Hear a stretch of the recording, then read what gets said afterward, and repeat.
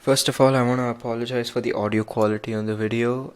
Usually I use pulse audio or pipewire to do noise cancellation or echo cancellation, so you don't hear background noises or my hard drive spinning or my fan right next to me.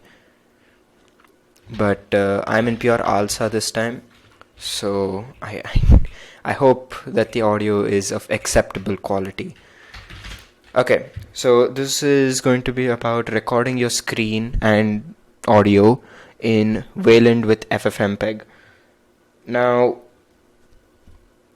why FFmpeg? Well, first of all, it's already installed in most systems. So if you have a video player, MPV, VLC, you already have FFmpeg.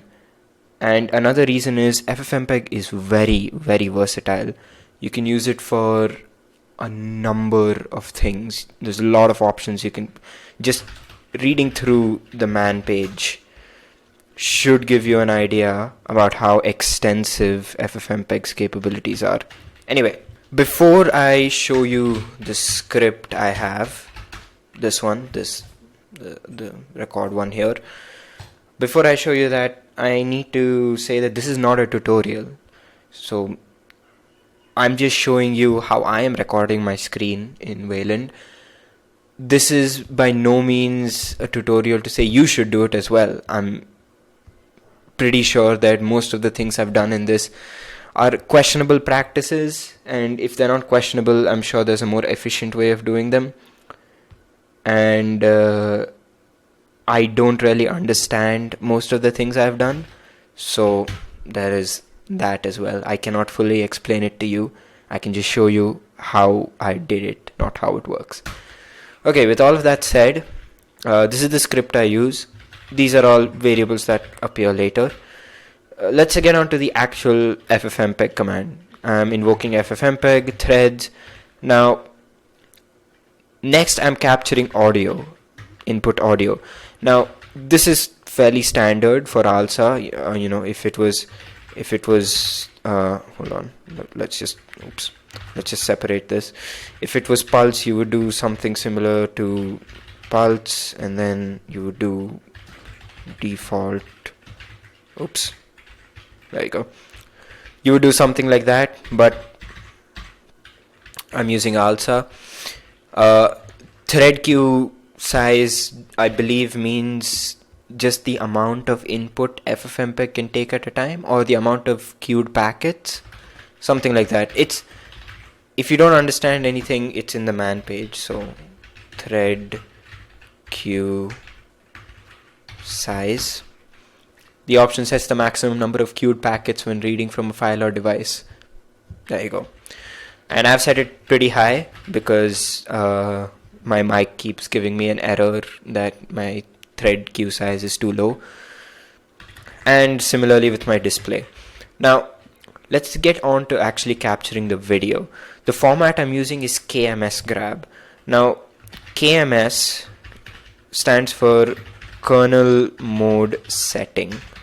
And what I believe it does is it sends information about the display, like the resolution, the depth, or whatever, to kernel space. And kmsgrab is just a way to get that display from kernel space and obviously encode it to a file. Once again, if you have any doubts, read the man page. It captures over here. You can see exactly what it is. Captures KMS scanout frame buffer associated with specified CRTC or plane as a DRM object that can be passed to other hardware functions. Now, CRTC, if I'm not wrong, means it's the part of the KMS pipeline that merges different frame buffers, different properties, different frame buffers and planes into a completed image. I think that's what CRTC is. I'm not exactly sure. And this part is pretty important, that the resultant object can be passed to another hardware function, because we are going to be doing something similar soon. Okay. So obviously frame rate is something over here. Thread queue input size, thread queue size is something I've already done. This is the input, and this character just means from standard input or the default input. Next, this part is important for capturing your screen on Wayland, at the very least, I think.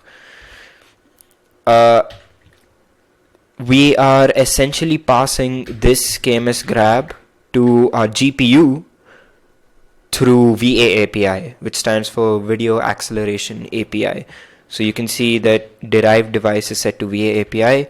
Scale VA API is just the size of the screen, so mine is 1920 by 1080. Format is the pixel format. I'm using NV12. There are other pixel formats. There's a BGR0. I believe this one is the default if you don't specify any format. There's also RGB0. And there's a bunch of other ones. YUV 420p is another common one. But the problem with these three is none of them worked. And I don't know. So I'm on Gen 2. So I don't know if that's because I've not set some use flags correctly in FFmpeg. Like, is there something I have to enable?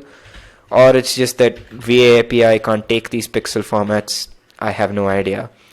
One thing I do know is, if you look at the man page for kmsgrab, in the examples, this of course is, I believe, another way to do it. Yeah, this I believe is another way to do the same thing.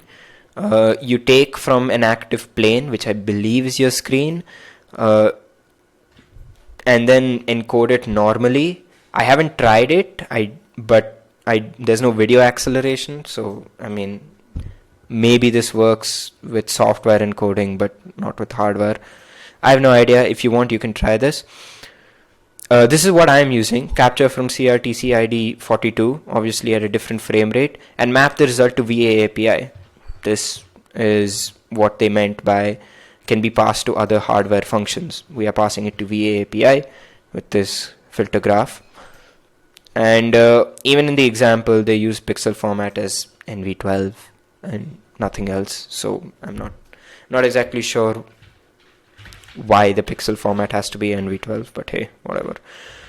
This RFPS. Now R is just a short form, I believe, for frame rate.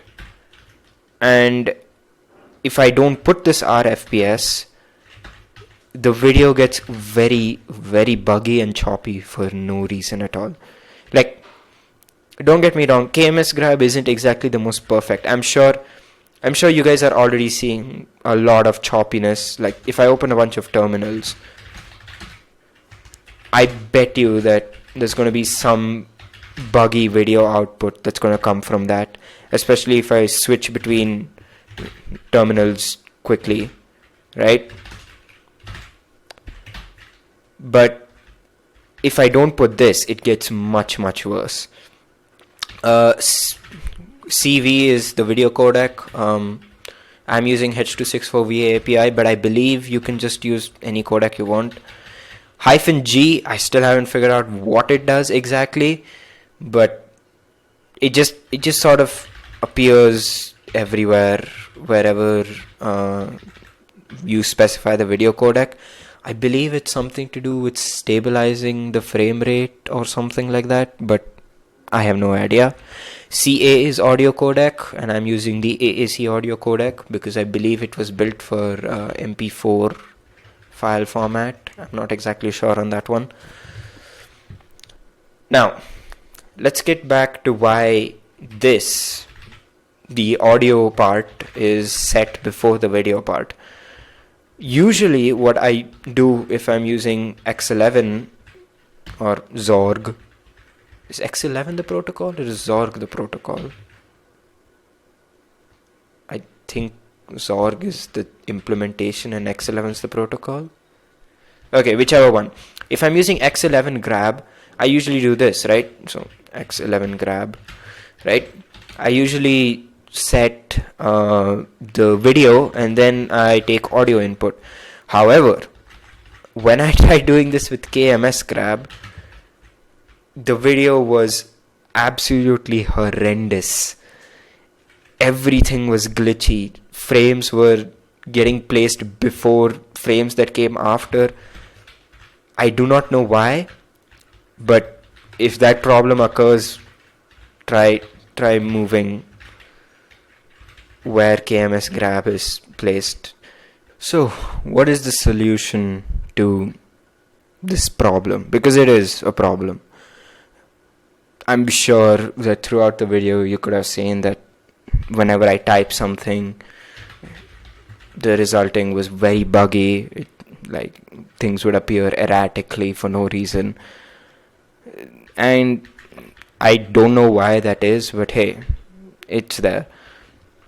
Now, the problem is with Wayland at the very least.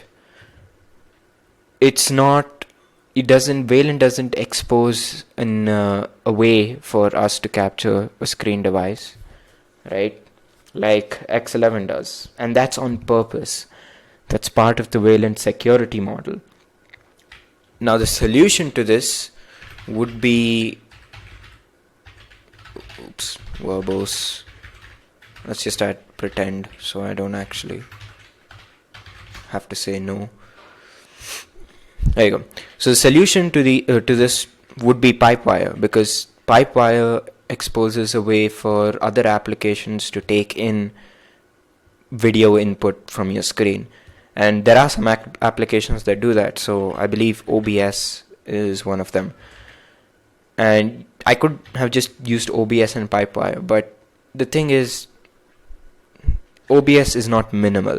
And that's not a problem. A lot of people like using OBS, and OBS is fine. But I'm on Gen 2 and I really do not want to compile and maintain OBS, right? So if I were to go with bare FFmpeg, this has to be the solution for now. I hope that somebody adds Pipewire support to FFmpeg in the future. I'm pretty sure it's possible. But I mean, Wayland and Pipewire have been out for a while and FFmpeg has not added support. Or maybe I'm missing something. Maybe there is a convenient format pipe like that. I don't know, right? Another problem is if you're running kmsgrab, you need root privileges to run this, because this is in kernel space. And even if I'm part of the video group, this does not allow me to get the video. I believe video is just for encoding and decoding. So I don't know if running a process as root that has full access to your screen is a very good idea. Like, I'm sure FFmpeg is, not going to do anything malicious, obviously, but maybe this is exploitable somehow if I'm running this. But there are problems. And this is how I record my screen on Wayland. Thank you for watching.